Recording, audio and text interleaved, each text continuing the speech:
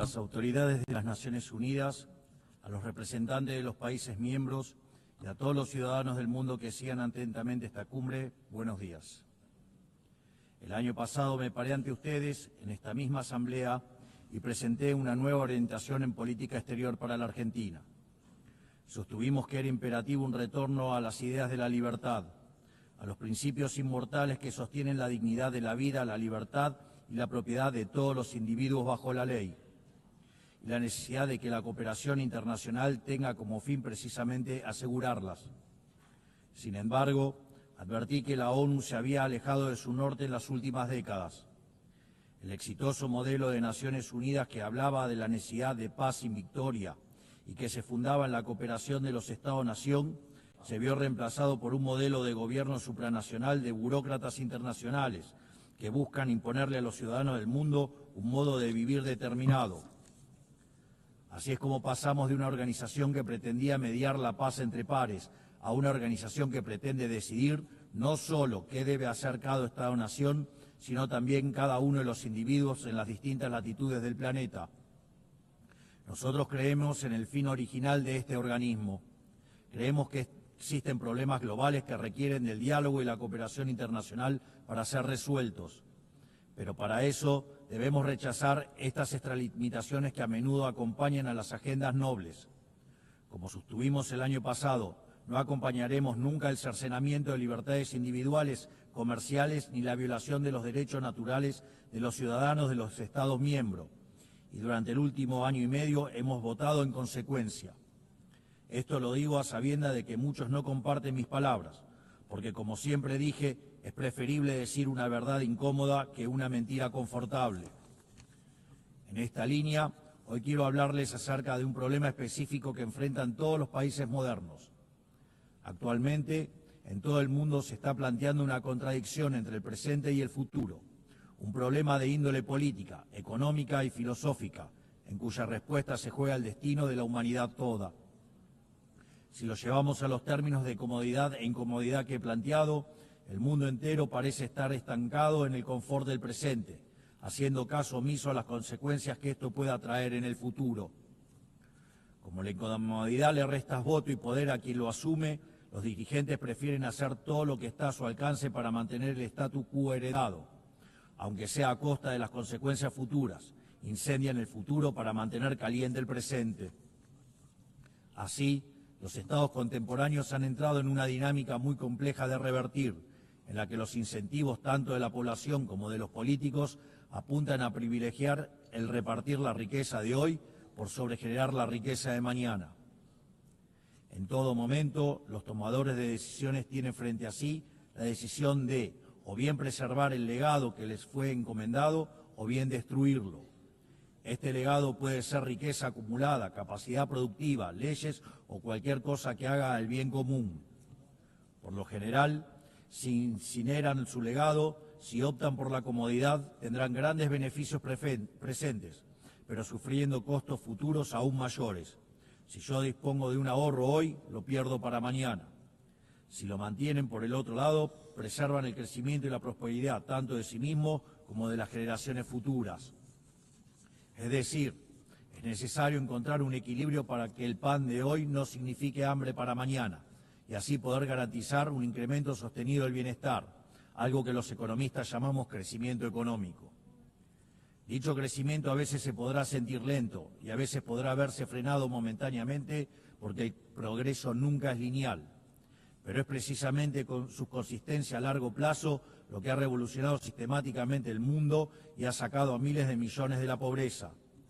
La diferencia entre crecer 0 y crecer 2% a largo plazo es la diferencia entre el estancamiento y la prosperidad. Los argentinos sabemos mucho del tema, siendo el único país de la región que no creció en los últimos 15 años. En el plano legal, la condición del crecimiento es la sacralidad de la propiedad y del libre mercado, que no es otra cosa que la libre cooperación entre pares, porque sin derechos de propiedad no hay ahorro, sin ahorro ni capacidad de intercambiarlo libremente no hay inversión, y sin inversión no hay crecimiento posible. Pero no está en el interés individual del político respetar estos principios, porque es precisamente en el agrandamiento del Estado a costa de las libertades de ciudadanos donde el político gana poder.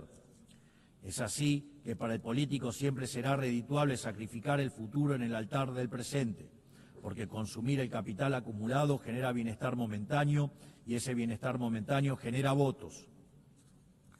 Pero a cambio está sacrificando un futuro de mayor crecimiento, haciendo que la riqueza acumulada sea cada vez menor en el tiempo. La mayor manifestación de ello es aquellos países que muestran una orgía de aumento de gasto público, ya que el Estado no crea riqueza, sino que la roba, sino que la destruye. En este esquema, el político gana poder por vía doble, se legitima democráticamente y obtiene más recursos para gastar. Es decir, el político tiene un doble incentivo para fomentar esta traición intergeneracional, porque aunque en el futuro todos pierden, en el presente él más que nadie gana. Y en este sentido, si un hombre grande es aquel que siembra árboles cuya sombra sabe que nunca disfrutará, aquel que tala los árboles que otros sembraron para así construir su silla de poder, es un hombre miserable, en definitiva, es un hombre despreciable. Este es el gran mal y la gran trampa a la que casi todas las naciones están de a poco sucumbiendo, porque cuando este proceso se lleva adelante, el crecimiento se estanca, y cuando el crecimiento se estanca, la demanda de redistribución se recrudece. Entonces el político populista grita con más fuerza, apelando a la envidia y al resentimiento. El final de este proceso es ver jóvenes desamparados, sofocados por el peso de un Estado que saben que solo está allí para explotarlos.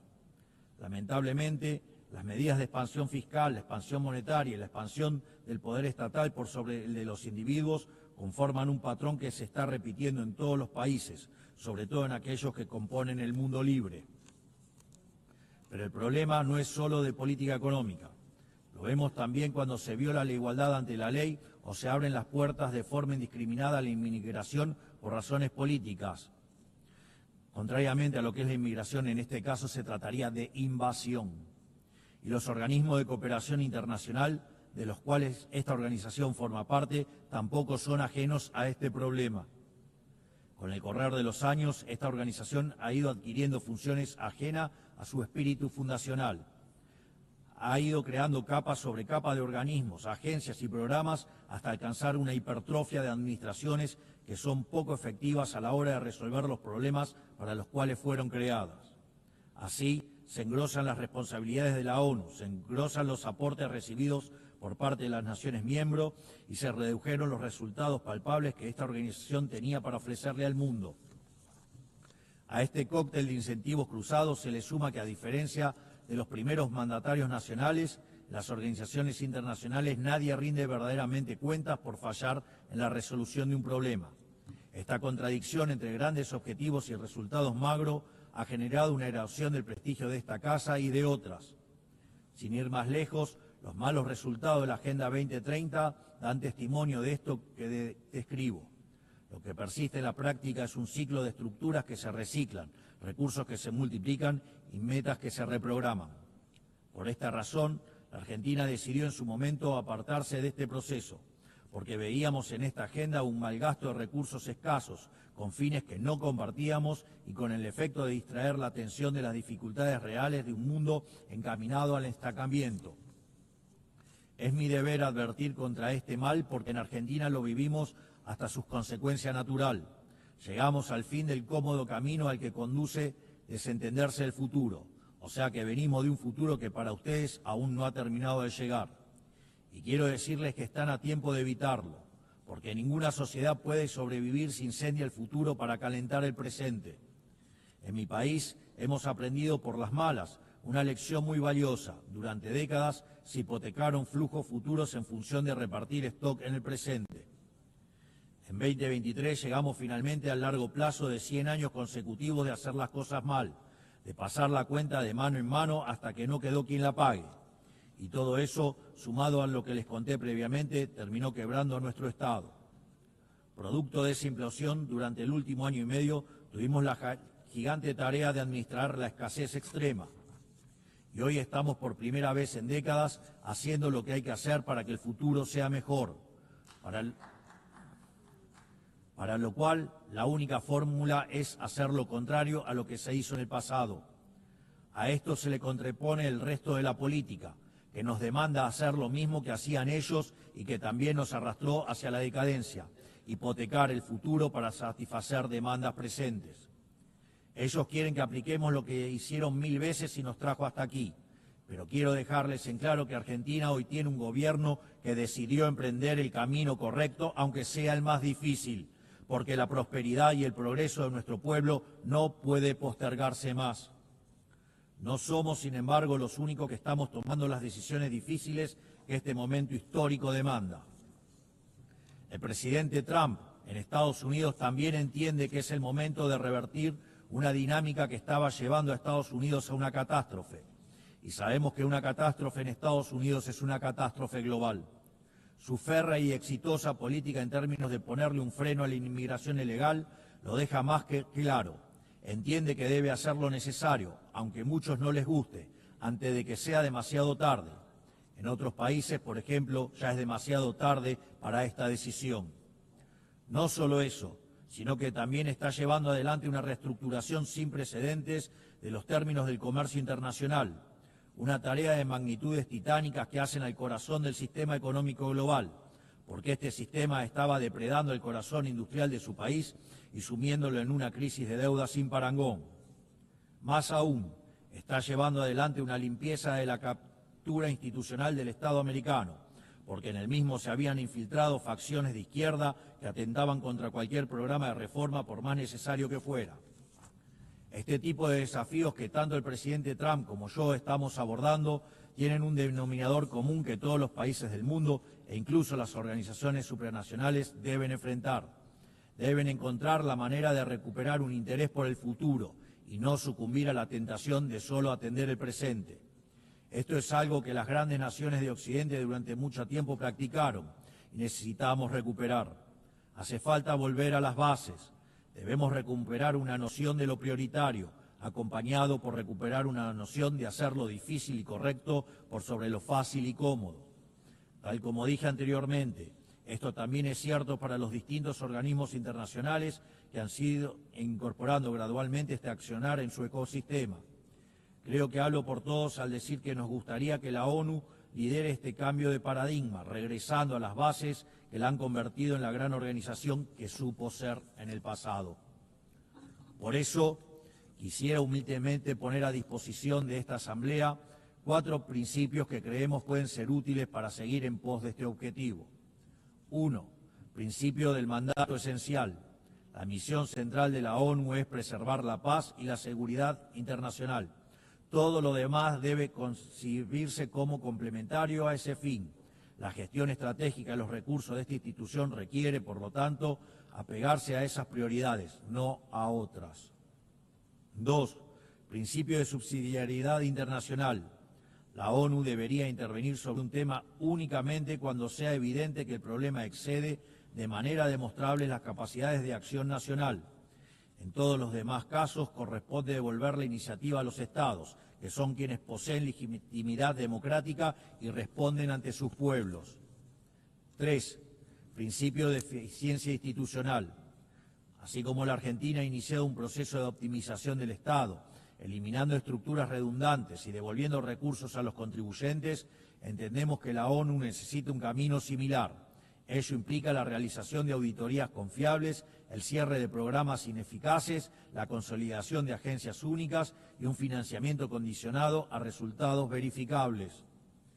4. Principio de simplificación y racionalización normativa. La paz no es solo ausencia de conflicto, requiere sociedades prósperas.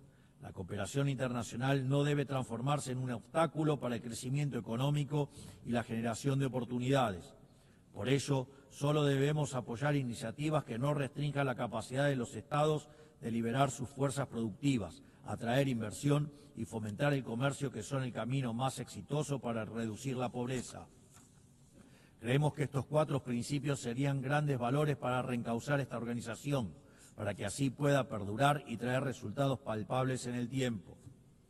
Para finalizar, quiero recordar 4 cuestiones sensibles y de vital importancia para la República Argentina. En primer lugar, quiero reiterar nuestro reclamo legítimo e irrenunciable sobre la soberanía de las Islas Malvinas, Georgias del Sur, Sandwich del Sur y los espacios marítimos circundantes que permanecen ocupados ilegalmente. A pesar de los 80 años que pasaron desde la creación de esta organización, situaciones coloniales como esta siguen sin ser resueltas. Por lo que invitamos al Reino Unido a reanudar las negociaciones bilaterales, de conformidad con la resolución 2065 de esta misma Asamblea General, junto con todas las resoluciones posteriores que la acompañan. En segundo lugar, quiero manifestar nuevamente mi repudio a las expresiones de violencia fundamentalista que aún existen y se propagan por el mundo. En Argentina ya sufrimos este horror con los ataques de la Embajada de Israel y la AMIA en los años 1992 y 1994 respectivamente. Por eso instamos a la comunidad internacional a fortalecer la cooperación jurídica para garantizar que las circulares rojas de Interpol sean respetadas y que los responsables de dichas atrocidades puedan comparecer ante la justicia, ayudándonos a terminar de cicatrizar esta dolorosa herida en la historia de nuestro país. Tercero, estamos asistiendo a una escalada inadmisible en la violencia política por parte de la izquierda a nivel global, violencia que en Argentina conocemos muy bien. Es inadmisible recurrir a la fuerza allí donde las razones fallan. Por eso repudiamos enfáticamente estos procedimientos que atentan contra las normas básicas de convivencia democrática. Cuarto, la situación del ciudadano argentino Nahuel Gallo, secuestrado y detenido de manera arbitraria en Venezuela sin imputación, sin asistencia legal ni consular. En palabras simples, una desaparición forzosa.